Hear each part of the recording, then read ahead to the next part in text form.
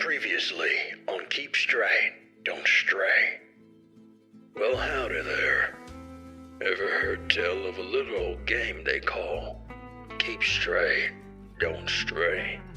Name's Jack Johnson. I'm what they call an urban legend chaser.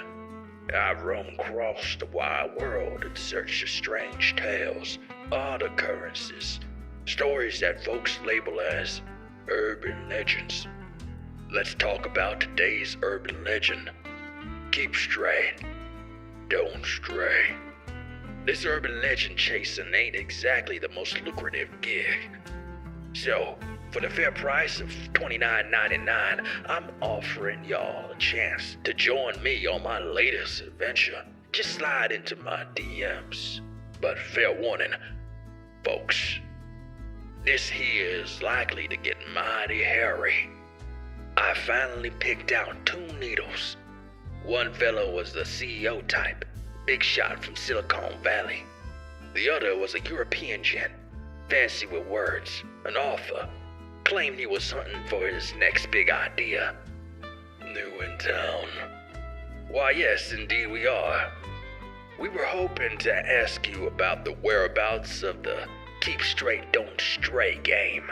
You ain't got no business playing that game unless you've got a death wish. Either you're crazy or you got some big stones.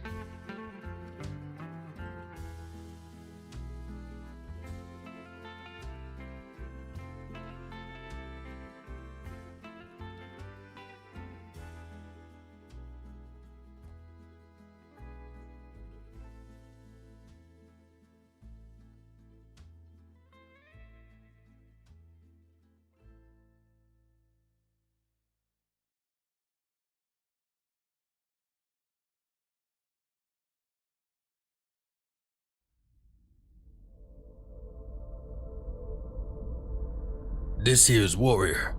Been with me for countless years. I trust her with my life. I assure Austin and Peter. Peter laughs. Are you sure this thing won't fall apart on us? It looks as though it's on its last leg.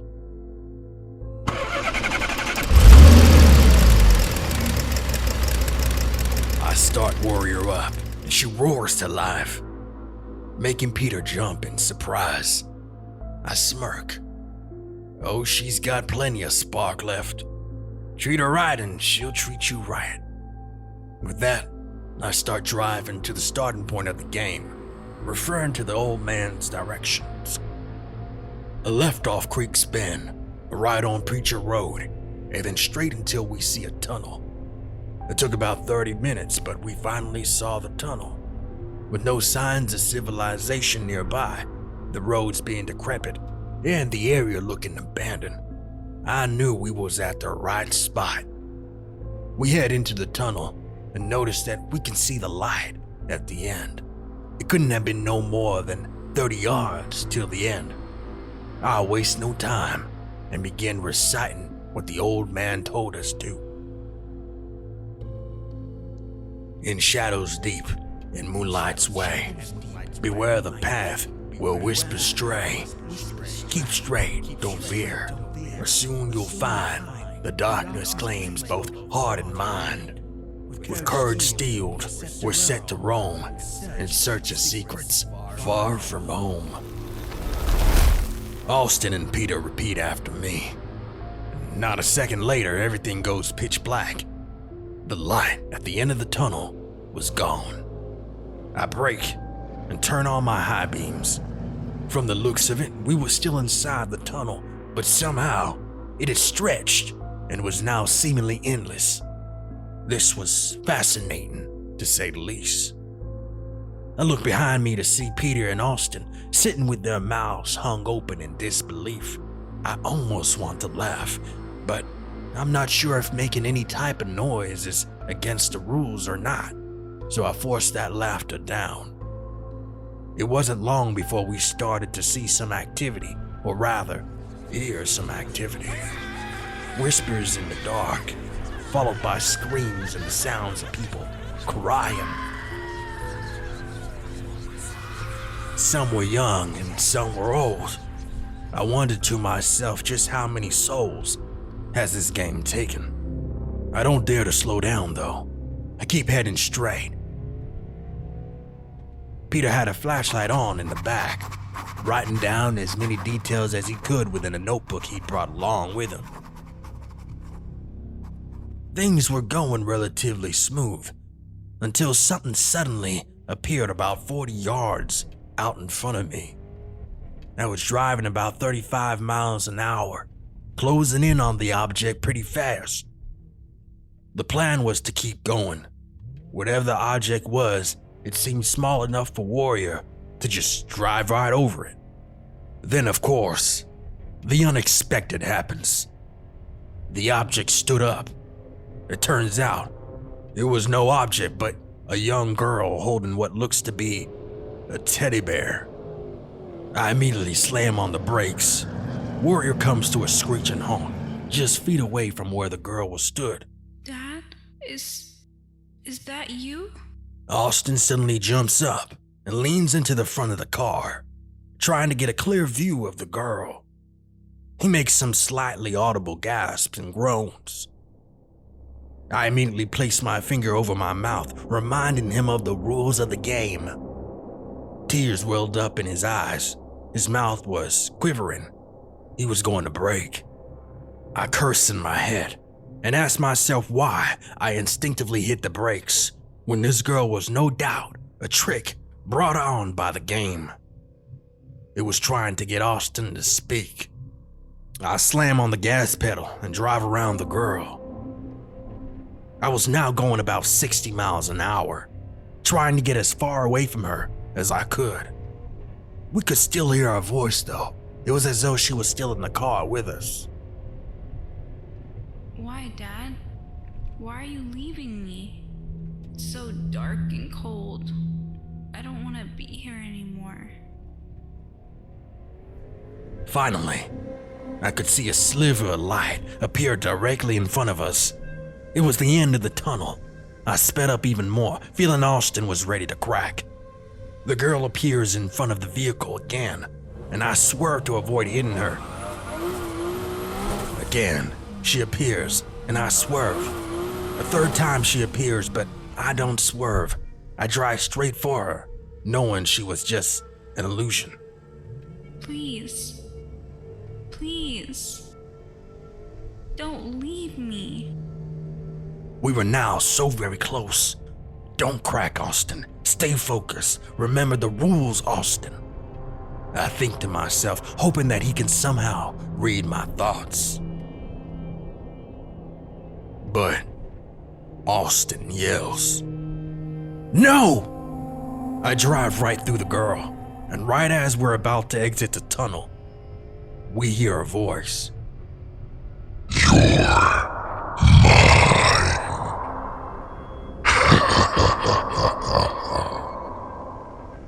Within the next second, we burst out of the tunnel. Again, I hit the brakes. Coming out of the dark, the sun was 10 times as blinding. "Oh my God," I hear Peter say. Oh my God. He's gone. He's gone. I don't turn around. I know exactly what Peter is yelling about. Austin was gone. I felt it the moment he uttered that word.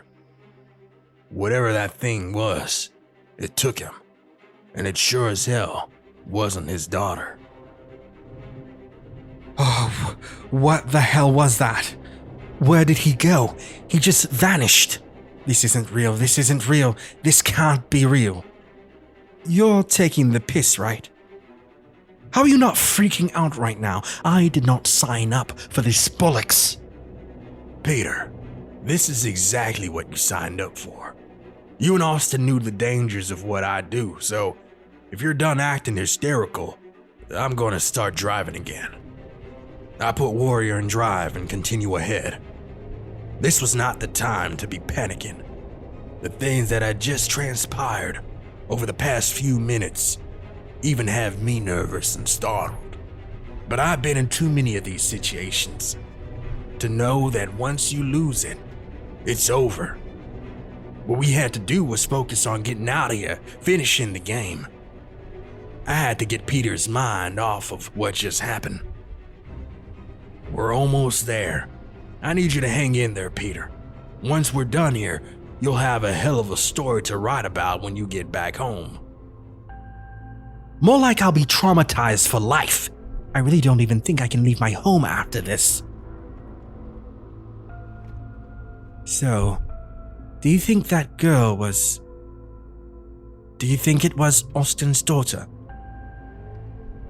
No, just the game playing tricks on us, trying to get him to speak. And it worked. What a twisted game. I heard about what happened to his daughter on the news. Drowned 2 years ago in his backyard. For her to appear in the tunnel like that, to taunt him into speaking by using her. This isn't a game. I fear we've wandered into something much more sinister. With that, we sat in silence, driving the vast, desolate land we were on. It was a road that, much like the tunnel, stretched as far as the eye could see. Every now and then there would be intersections with other roads, but as the old man stated, I kept straight.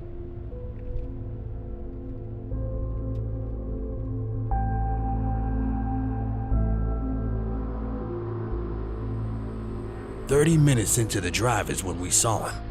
A man, dressed in a black suit, wearing a fedora. He had his thumb out, wanting us to stop and give him a ride. The obvious move was to keep going, which we did. However, just 5 seconds later, we seen him again, standing with the same pose. The landmarks surrounding us also looked to be exactly the same. It almost seemed as though we were stuck within an endless loop. What the bloody hell is going on here? We just passed him. I think the game is trying to get us to stop and pick him up. But it's a trap. The old man warned us of this, told us not to stop for anyone. Okay. So how do we get out of this loop? That old man could have been a little more detailed. Oh, he's going to hear it from me when we're through with this. I say we just keep straight, don't stray. Like the name of the game. We keep straight for approximately 5 minutes, and the man eventually disappears. At least, that's what we thought.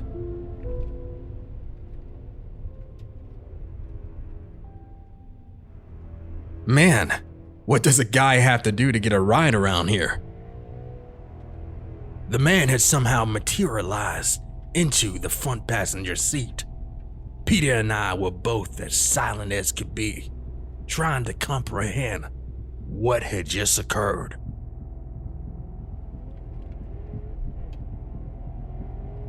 The other guys that drove through here, they didn't stop either. Is it the fedora? Not much for talkers, are we? That's cool. I just need a ride about 5 miles down the road, and I'll be out of here in no time. Oh, can one of you help me out by giving me the time? My watch is broken.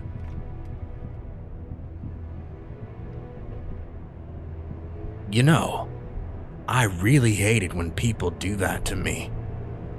Just ignore me as if I don't exist, as if I don't have any feelings.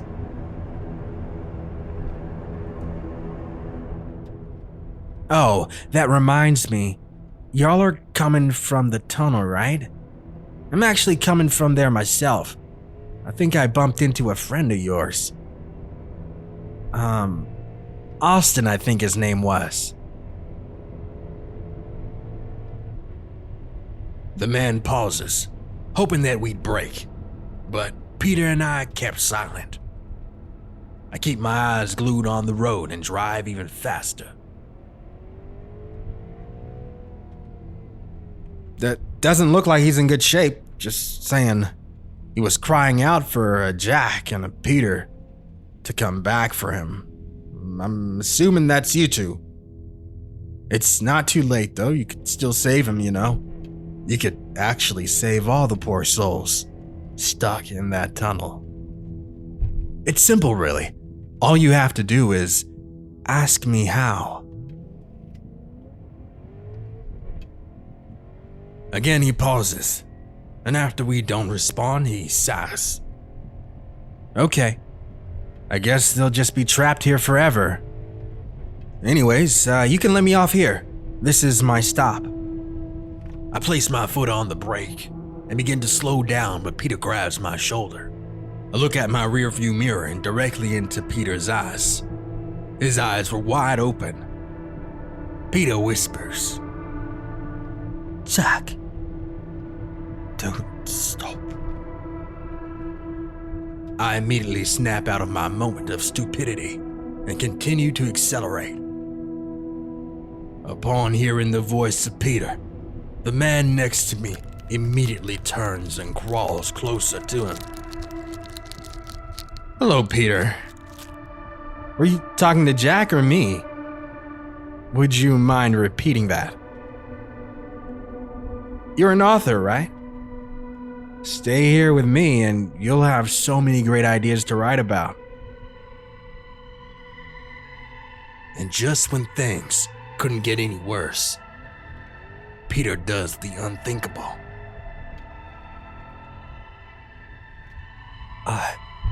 I'm not afraid of you. That's what this game is about, right? Right? I figured it out. You feed on fear. I've written far scarier stories than this. Oh, Peter.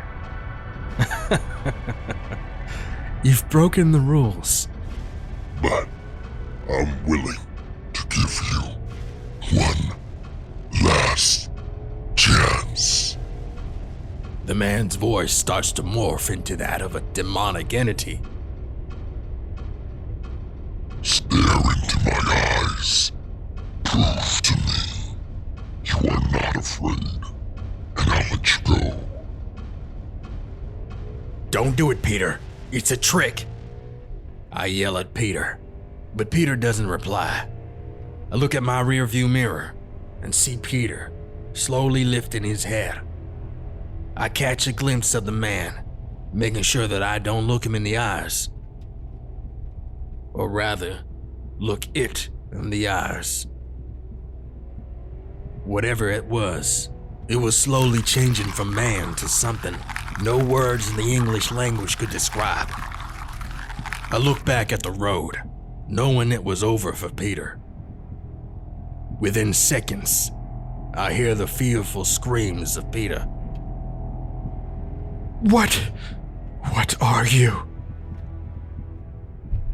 Those words and the sinister laughter of the demon, followed by the words, You're mine. were the last thing I heard before everything suddenly went silent.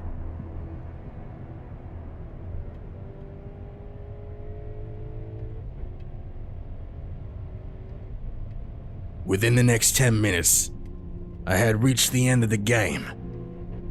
The road no longer continued straight, but instead led to a road that only turned right. It's truly a shame what happened to Austin and Peter. But they was clearly not prepared for this sort of adventure. My heart was racing. Adrenaline was soaring through my body. I felt more alive than I had ever felt in a long time. Yet another urban legend proven to be true. Now it was time to head off to my next destination, Louisiana and the ghouls of the swamp. Once again, if you are interested in coming along, send me a DM. And if you're a good match, I'll be in contact very, very soon. Until next time. We hope you enjoyed your stay here at the Draconian Universe.